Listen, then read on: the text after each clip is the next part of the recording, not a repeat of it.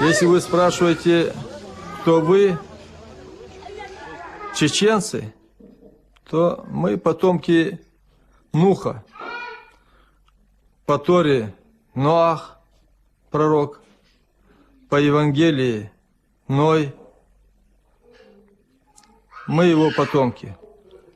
Мы хранители дома пророка, Салам Шалацам. Мы хранители завета пророка с Богом. Мы хранители именно этой семеричности, 7 цветов в радуге, 7 повторяемых. Мы хранители ковчега, наши традиции, наши обычаи. 2 вида родства, что дал нам Аллах. И надстройку, тейповую, организацию, которая хранители, языка Ноя, языка всех пророков. Мы хранители. И если же вы спрашиваете, кто я